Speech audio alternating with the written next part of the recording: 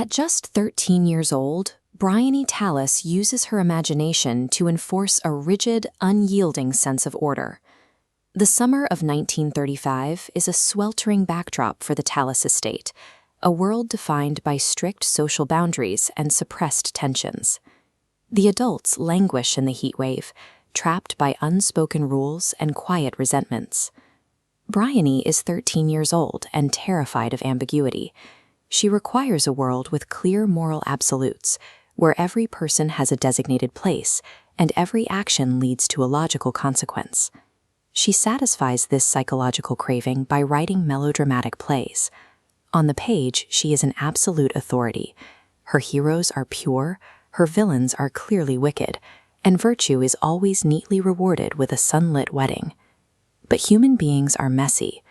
When a child attempts to force the chaotic, unpredictable reality of the people around her into the rigid structure of a tidy story, she becomes the architect of a tragedy.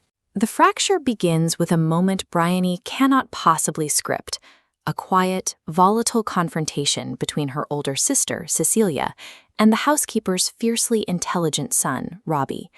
The two meet by the estate's fountain to fill this priceless Meissen porcelain heirloom. The interaction is fraught with unacknowledged desire, and a sudden argument over who will hold the vessel turns into a physical struggle. A piece snaps off into the fountain.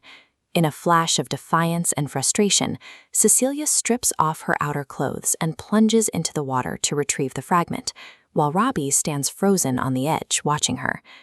Bryony witnesses this entirely from a distant window.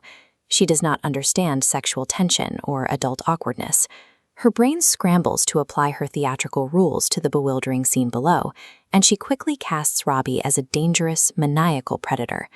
The truth of adult emotion is a complex gray area.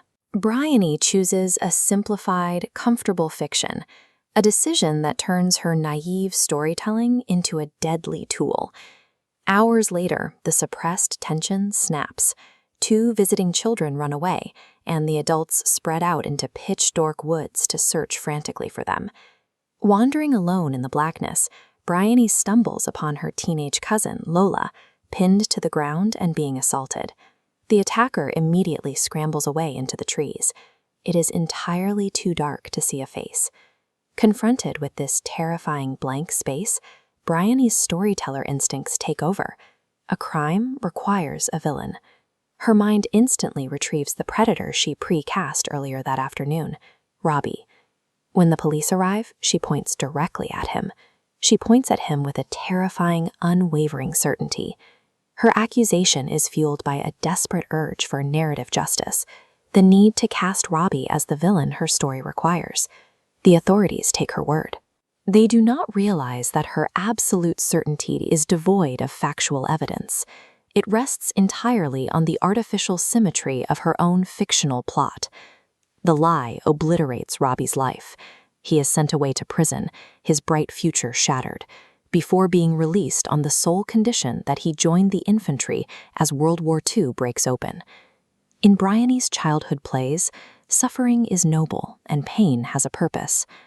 On the retreat to Dunkirk, Robbie finds a visceral, chaotic reality of rotting corpses, burning oil tanks, and relentless aerial bombardment. Robbie is trapped within a landscape of staggering loss, forced to wade out into the open ocean alongside thousands of exposed, desperate men, waiting for a rescue that might never come. Robbie endures the retreat without the comfort of a grand, heroic arc. His only anchor to survival is a simple, agonizing promise that he will make it back to Cecilia. The stark reality of war operates without a script and ignores all rules of fairness. It violently exposes the arrogance of the storyteller's illusion of control. Years later, we find a much older Bryony, stripped of her childhood innocence and her university privileges. She is now living a life of grueling utility as a wartime hospital nurse in London. The war refuses to let her hide. As the daily influx of shattered, bleeding soldiers arrives from France, she searches their faces, terrified. The crushing weight of her irreversible mistake is finally upon her. Bryony spends her days cleaning up the physical ruins of the Blitz, sweeping debris from bombed-out hospital wards while surrounded by the very chaos she once tried to control. Then we are given her redemption arc. She tracks Robbie and Cecilia to a cramped flat. She stands before them, begs for their forgiveness, and promises to go to a magistrate to officially retract her lie. It is a moment of profound catharsis. The lovers are reunited, the villain repents, and it seemingly proves that the storyteller can finally step in to fix the reality they broke. But the reunion never happened. That confrontation in the apartment was nothing more than the final chapter of a novel written by an elderly Bryony. In the unscripted world, Robbie Turner succumbed to septicemia from shrapnel in his side. He died at Bray Dunes before he ever made it off the beach, and Cecilia never saw him again. Months later, the water main ruptured when a massive bomb tore through the Balham Underground Station, drowning her in the dark. Bryony gave them a happy ending in her novel because the bleak realism of their actual deaths was entirely too much for her to bear. The fictions we tell ourselves can never truly atone for the realities we break. Some mistakes are absolute, leaving only the stories we write to survive the guilt.